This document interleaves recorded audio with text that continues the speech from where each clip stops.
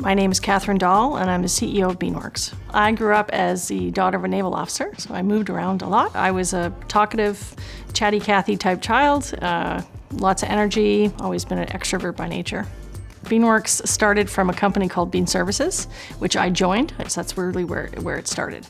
I was an accountant looking for an opportunity. I really had an entrepreneurial bug bite me in those early years, and I wanted to find something.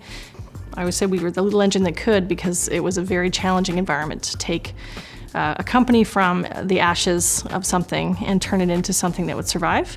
And obviously it took us 8 years to get to the place where I'm pretty sure we're going to survive the long run. One of the great purposes for me has been with Beanworks is being able to create that company that I always wanted to work at.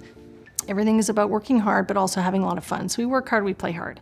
And seeing that make its way into 76 other individuals is quite remarkable.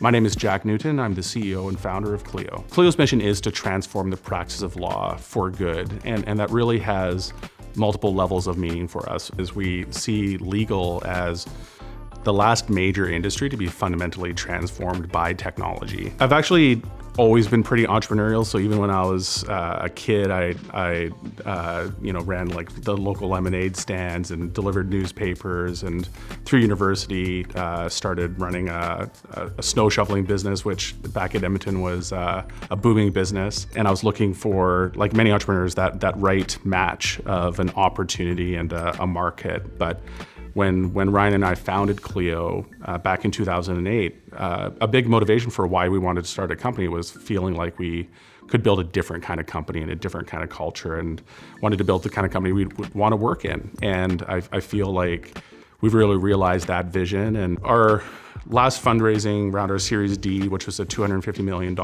US funding round that we closed in September of 2019, was the largest growth equity round in Canadian history and the largest investment round in the legal space ever.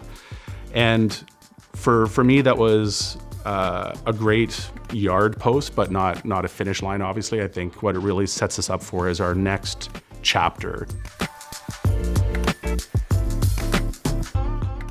My name is Josh Nilson. I'm co-founder and CEO of Eastside Games.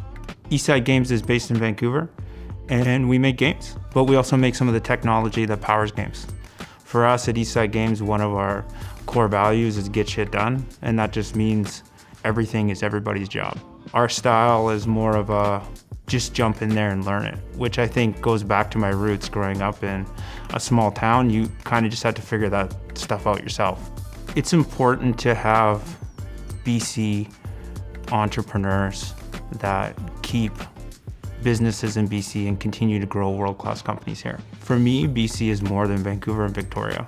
BC is Kelowna, BC is Quesnel and Williams Lake, Prince George and Prince Rupert.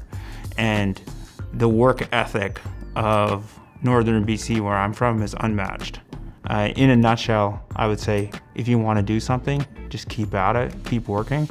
And I always say Eastside Games is an overnight success, 7 years in the making. So work hard, stay on a path, ask lots of questions, and it's okay to fail.